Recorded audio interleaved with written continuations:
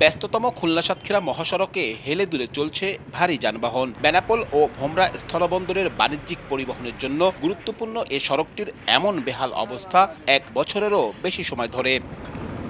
আগে থেকেই চলাচলের অনুপযোগী সড়কটি গত সপ্তাহের টানা বৃষ্টিতে আরও নাজুক। সড়কটির জিরো পয়েন্ট থেকে চুকনগর পর্যন্ত ৩০ কিলোমিটার পথে অন্তত ডজনখানেক স্থানে এবং পাইকগাছা পর্যন্ত আরও ১০টি স্থানে সৃষ্টি হয়েছে গর্ত, উঠে গেছে কার্পেটিং। পিচ ছিল, পিচ উঠা ইট যাচ্ছে, বৃষ্টি হলে বড় বড় গাড্ডা হয়ে যাচ্ছে, গাড়ি মোটর চালানো যাচ্ছে না, যাত্রীর দুর্ভোগ। বাসের গাড়ি বাদে, ট্রাক বাদে, কোস্টার বাদে, ডিভিশন ভেঙে পড়ে। পাকাগুলো সোজা করার কথা ছিল রাস্তাটার, এখনো সোজা করিনি। গাড়ি অ্যাক্সিডেন্ট হয়, কাদা মেখে আমরা জামা কাপড় নষ্ট হয়ে যায়।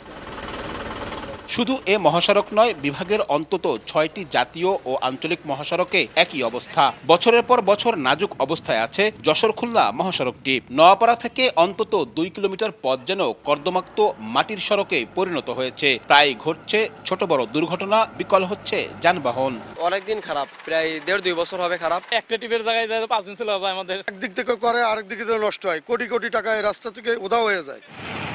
একই চিত্র ঝিনাইদহ যশোর মহাসড়কেরও। সড়কটির ভুটিয়ারগাতি, তেঁতুলতলা, বিষয়খালী সহ বিভিন্ন স্থানে সৃষ্টি হয়েছে ছোট বড় গর্তের। বেহাল দশা কুষ্টিয়া ঝিনাইদহ মহাসড়কেরও। ৩৫ কিলোমিটার দীর্ঘ সড়কের বেশিরভাগ স্থান চলাচলের অনুপযোগী। রিস্ক নিয়ে গাড়ি চালাতে হচ্ছে, এমন কোনো দিন নেই যে গাড়ি অ্যাক্সিডেন্ট দুর্ঘটনা ঘটতেছে না। একটা গাড়ি আর একটা গাড়ি চাপ দিতে যে ধরেন অ্যাক্সিডেন্টটা হচ্ছে। বড় গাড়ি টায়ারের চাকায় রাস্তাগুলো আবার ভেঙে যাচ্ছে, গাড়ি প্রায় উল্টে যায়, এমন অবস্থা। মোটরসাইকেল যাচ্ছে, এই আমাদের অটো যাচ্ছে, ট্রাকে খাদে পড়ছে, বাস খাদে পড়ছে। ক্ষতিগ্রস্ত সড়ক চলাচলের উপযোগী করতে জরুরি ভিত্তিতে কাজ করার দাবি সড়ক বিভাগের। পাশাপাশি স্থায়ী সমাধান হিসেবে কংক্রিট সড়ক নির্মাণের পরিকল্পনার কথা জানান সংশ্লিষ্ট কর্মকর্তা। প্রপোজাল আছে, প্ল্যান আছে, যেগুলি আমরা এই বছর ইনশাল্লাহ এক্সিকিউট করব এবং এই কাজগুলি যখন আমরা এক্সিকিউট করব তখন কিন্তু আমাদের এই রাস্তার মেজর সমস্যাগুলি সমাধান হয়ে যাবে। কংক্রিটের রাস্তাগুলির কস্টিংটা অনেক বেশি, সো এটা আমরা ধাপে ধাপে আমাদের এই কাজগুলি শেষ করব। এই বছর আমরা মেজর কাজ করে ফেলবো, আর হয়তো বা নেক্সট ইয়ারও আমাদের লাগবে।